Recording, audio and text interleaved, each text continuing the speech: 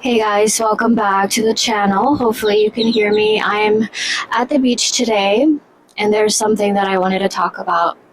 Let's talk about mom burnout because this is something that I've been dealing with for the past few days, and I find myself going through these cycles over and over, maybe like once a month.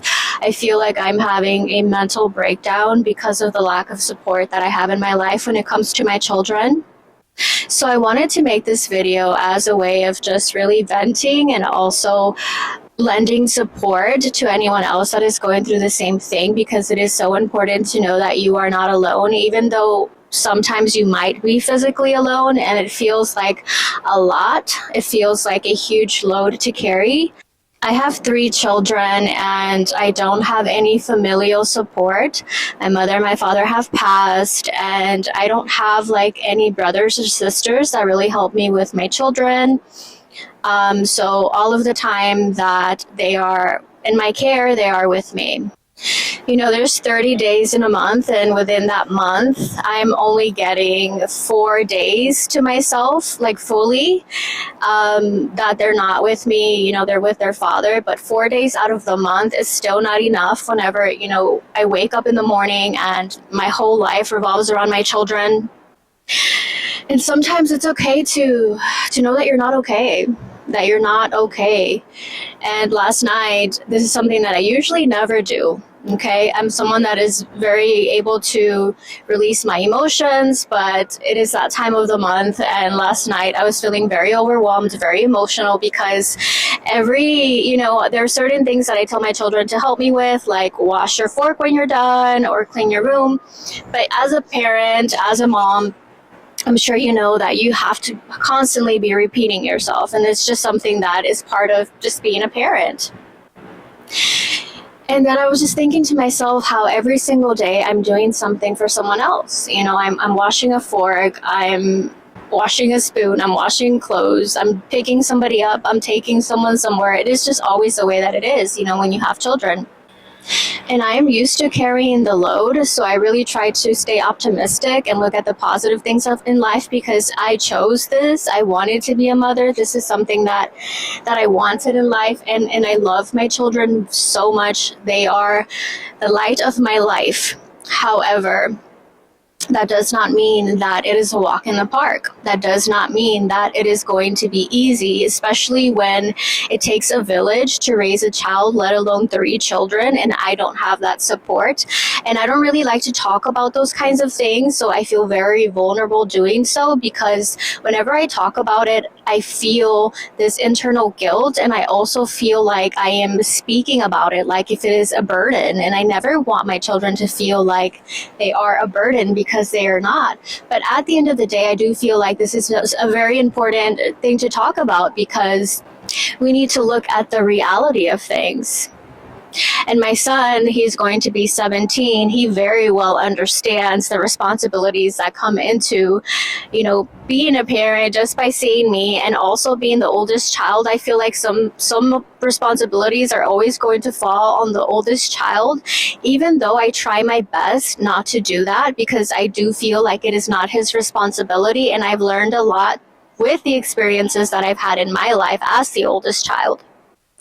As the oldest child growing up, it was my responsibility to help my mother raise my siblings, and this is something that I was told very often. Very often, my little siblings, I had to carry them on my hip from the age of 12 up until I was 16, 17. I had to change diapers, feed them. Whenever my mom needed to do something, I was the one that was required and obligated to watch them. But I don't have an extra parent. I have a son, he's my son, and then I have 2 daughters. So I don't ever want him to feel like it's his responsibility. And this is something that I tell him often as well, that if there's, anything that you ever want to do, that is going to be priority, like any extracurricular activities, any events, any parties, anything, that is priority. I want him to be able to do these things. But also, as a mother that doesn't have the support, I sometimes find myself needing to go to the store or get in my car or even whenever it is time for me to, work or whatever it is that I have to do, and I have to leave the house and he's there, I have to take that time to really be able to release some of my emotions, because sometimes I just need to get in the car. Sometimes I just need to go for a drive because it's just right here. And as a mother, I do find that we often have to portray this image of like being super strong for our children. But every now and then I do think it's important for them to see us in our vulnerability and our humanity, because at the end of the day, we are humans. And this is something that happened to me last night. I just kind of broke down and just started crying. And I couldn't even find the words to explain why. I feel like in those moments too, I kind of feel a lot of grief for what has been, and my parents as well, like my parents not being here, and how sometimes I do think about my life, how different it would be if they were here. But at the end of the day, like, I'm so grateful to be where I'm at in life, because if I feel like it is because of their deaths that I was reborn again in this life. It is because of their passing that I am the woman that I am today. But I don't feel like we were meant to ever do it alone. At the end of the day, I'm going to do what I have to do for my children, and their well-being is something that is going to be prioritized. And I don't care if I'm a villain in anyone's story. Like, I have to stand up for what's right for my children at all times, especially when you are doing these kinds of things, as a mother or as a father even, that is fully responsible, and it is the main custodial parent. Like, how this is. And at times you feel like you're really hidden from the world, like you're not really living a real life. Like, people don't see the things that you go through. People don't see the hardship and the struggle. And as someone that is optimistic, like I was stating, I don't really like to highlight those things too much, because I don't want to make that my story. You know what I mean? I don't want to make that my story, so it is not something that I often talk about. I'm also very protective when it comes to my children. And as far as social media goes, I'm someone that is on these platforms as a way of self-expression, as a way of being a support system for other women and men that have gone through certain things that I can relate to. So my accounts are ones that are very public, and it is because of that I choose not to post my younger daughters. And that's a personal preference. Everyone is different. People are going to criticize either way, but I choose to protect my children. And once they get of age and they personally decide that they want to be on social media, then they can do so. But as of right now, I just don't really feel comfortable sharing my children, because people are just looking for something to comment on or to say. And I'm here for a reason.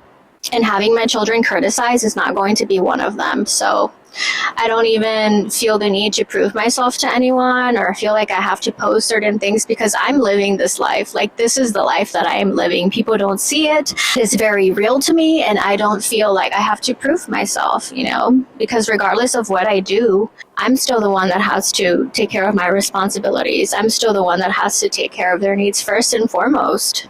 So if you are feeling overwhelmed, if you are feeling burned out, I feel you. I feel you, like, deeply, deeply, which is why I really don't pass judgment on mothers and what they choose to do in their children's lives, because who am I to judge? Who am I to really judge what women decide to do? Some people don't have the mental capacity to fully carry this on, and it is understandable. And everyone is so different, everyone is so different, because we've all lived different lives, have different life experiences, have gone through different things that have shaped the humans that we are today.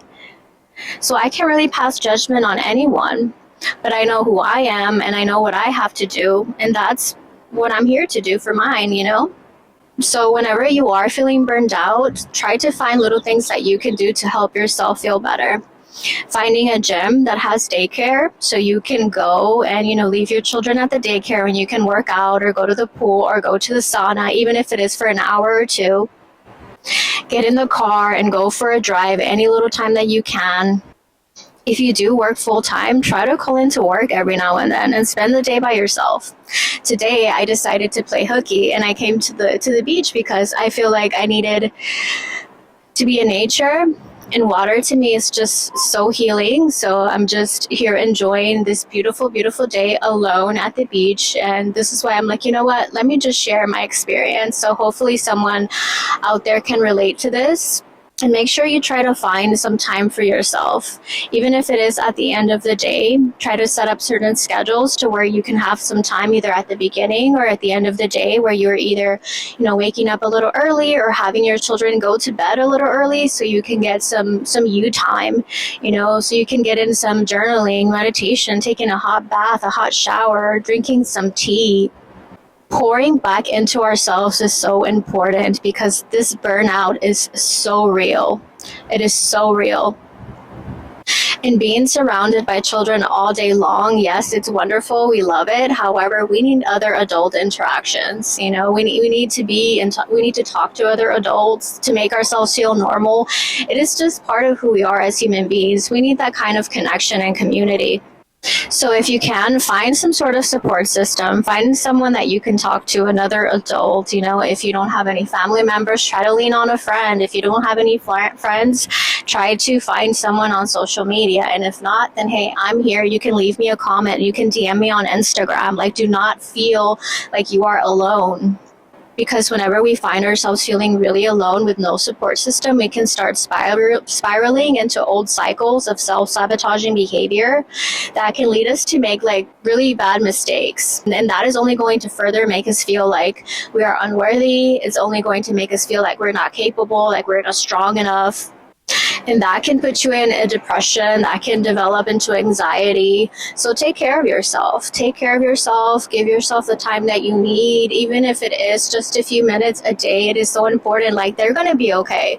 And it's okay to let them cry every now and then. You know what I mean? And everyone has their own opinions as far as how parenting goes.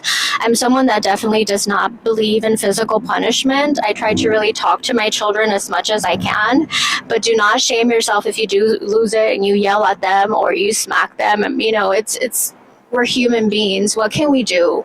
All we can do is try to make things right.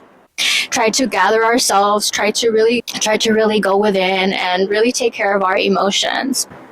And many times that can lead to us questioning ourselves and questioning if we are a good parent or if we are doing a good job. But just the fact that you are questioning that lets me know that you are a good parent and you are doing a good job. Because a parent that is not doing so is not going to be questioning themselves. It's not going to be asking these kinds of questions. So you are doing amazing. You are doing a wonderful job. Whether you are a single mom, a single dad, whether you are even married but still feel like you're carrying the load completely on your own, I understand you. I feel you. Don't hesitate to reach out. I'm going to enjoy the rest of my day here at the beach, and I will see you guys in another video. I love you so much. Have a wonderful, beautiful day or night, whenever it is that you're watching this. Bye-bye.